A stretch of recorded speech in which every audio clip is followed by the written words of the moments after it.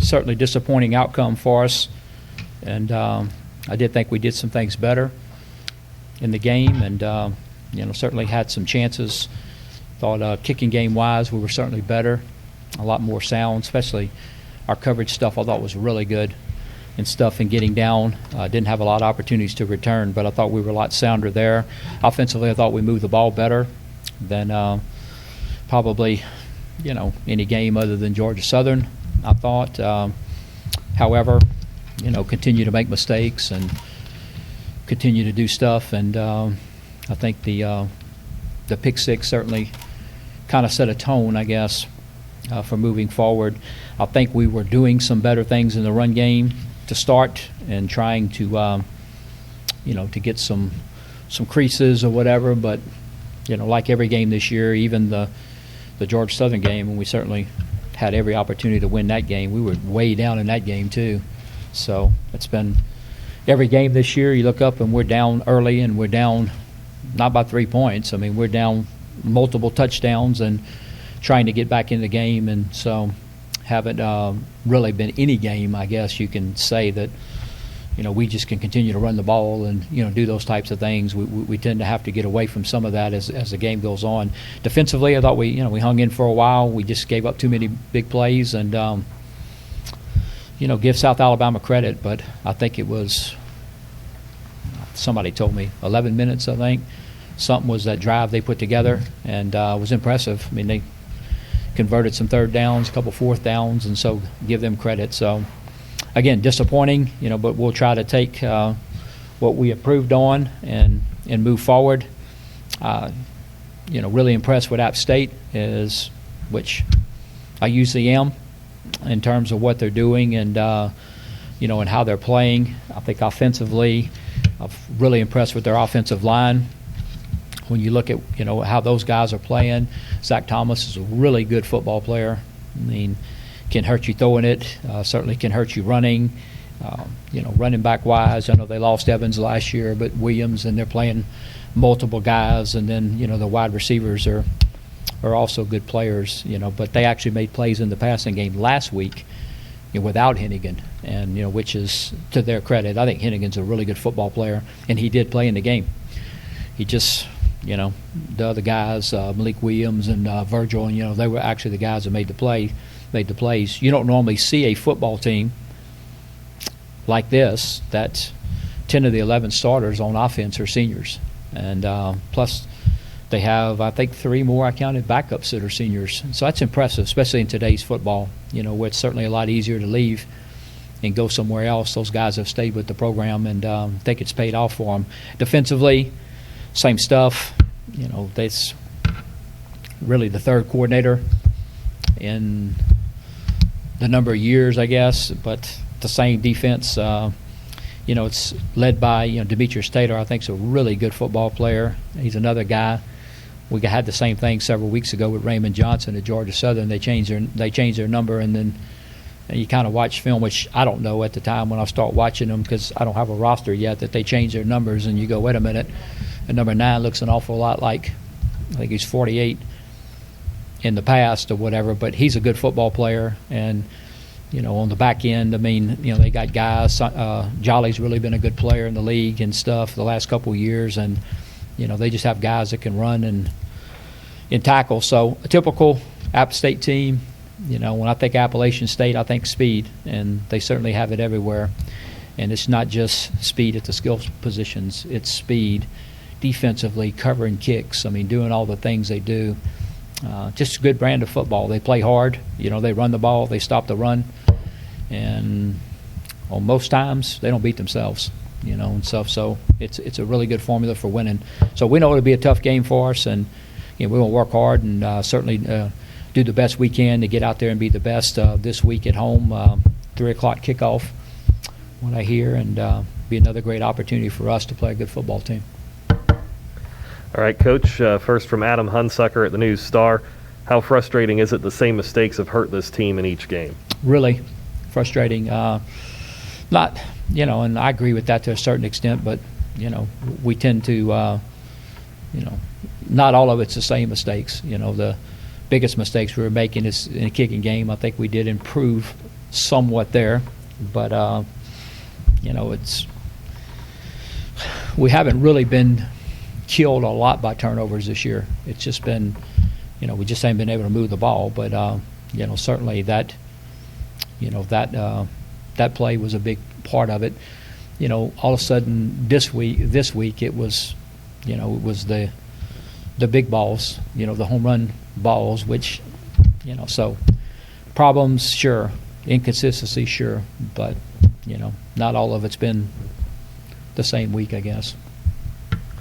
All right, Coach, again from Adam Hunsucker. Even though you only scored 14 points, was it encouraging to see the offense move the ball well at times?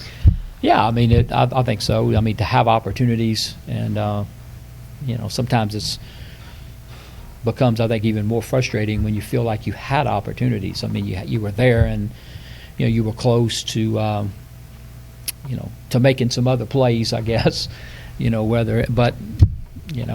just hopefully we can continue to move the football, Mike, and then and hopefully the problem is finishing. That was a problem Saturday, was finishing. It wasn't the moving the football part, but hopefully that we continue to move the football, and then if we can, then I think we can we can improve on the finishing for sure. All right, Coach, again from Adam. Without addressing individual prospects, what are your thoughts on the current makeup of the 2021 recruiting class? It's been good so far, and it's obviously different with the virtual and all of that, but we've gotten good response. Have more commitments. We had more than we ever had at any particular time and stuff. So, I think so far it's going good. You just don't have the personal interaction with them, and just nobody's committing to you in person. Let's put it that way. Again, from Adam, to kind of build on that, how many December signees are you expecting at this point? It's a good question. It's I think that probably more than as much or more than anything I've ever seen. I mean, this is just really, really fluid, and how it's working, and what the NCAA is gonna do, and and not do, and potential players coming back to your football team, and so I don't. Normal years, I'm not trying to be evasive. I would give Adam, anybody else a number, based off what I thought. But there's so many unknowns right now, and like I said, it's so fluid right now that I would really just be guessing as to because I've had some conversations with some players have come in to see me about potentially coming back and stuff now that everybody's been granted another year. But I think it's a really what effect is that going to have on initials? What effect is that going to have on overall scholarship numbers? What effect? None of those questions have been answered, and so until I think you have a better, are they going to give any, there's even talk too, and I mean it's in the news, so I'm not breaking anything, whatever, that there are discussions on possibly allowing kids to to one-time transfer and stuff. I mean I've seen that actually, in which I don't know if that's going to be the case, but so there's just a lot of things that are going on right now that just trying to go with it. All right, Coach, again, finally from Adam, how has App State evolved now with its third different head coach in 3 seasons? It's funny, it looked the same to me, and remember last summer, when I didn't know much about Eli Drinkwitz or whatever, I felt like I knew App and Satterfield, and it's the whole App system, so to speak, and they kind of went away from that when they hired Coach Drinkwitz, and so last summer or spring or summer, I was just kind of playing around and acquired some NC State film where he was the OC, and watching NC State, and they had the good quarterback, and okay, and then you turn on the tape, and it's the same App State stuff. It's not the NC State. I do think that Eli added a couple of things but it was still more of Appalachian State than it was, now with Coach Clark. I mean, it's he's Appalachian State through and through, like Coach Satterfield is. So, it's it hasn't evolved a lot. Getting back to the question, And this is actually their third defensive coordinator in 3 years, because they had the guy that went to Louisville with Sat, and then Ted Roof came in last year, and I think he went to Missouri with Eli. And so one of the guys that was at App went to Louisville. Now he came back to App to be the coordinator. So, but defensively, it's the same Appalachian State. Coach, you may have had a little bit of a flashback on Saturday night seeing Kevin Wiggins out there at corner, much like he kind of had to throw Bunny in there and Corey Strotter a couple years ago due to injuries. How did he do in his first game with extended snaps? And then do you expect to get Marbles back this weekend? Well, I don't know really yet about Marbles. I mean, he'll have to continue to go through the protocols and stuff, so I'm not sure there. And but no, I was proud of Kevrick. He has played a lot, and he's played some for sure, but he certainly got thrown in there, and I kind of really appreciate him, and kind of felt, because toward the end of the game, to give he and Josh a break, we actually put Kilos at corner.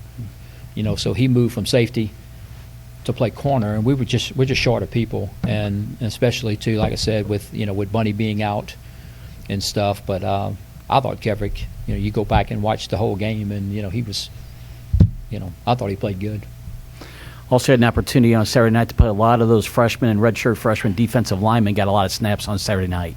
Yeah, I mean they're having to play, because of because some of the situations we were in, and but I think they continue to, whether it's Quincy Leday or Marcus Moore. I mean, they're playing a lot of reps at defensive tackle, and we actually started Elijah Fisher at defensive end because we had some injury things, throughout, and helped some guys out during the open week.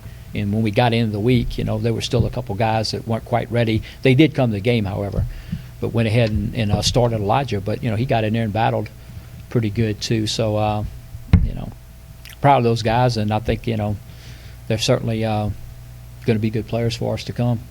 So it probably seems like an eternity since your last home game. Probably excited to get back. It seems like with the open date and with playing the road game at Liberty and then the game last weekend on the road, probably good to be back home again. Yeah, I'm excited about it, and hopefully the players will be too. We have opportunity this week, for military appreciation. Also, I know the players in the past have, really enjoyed wearing the P40 uniforms and honoring the military and doing so. So, hopefully that'll be a added bonus for them as well. Coach, we'll leave it for a chance for others to send a follow-up. If not, that'll conclude today. Appreciate your time. Thanks.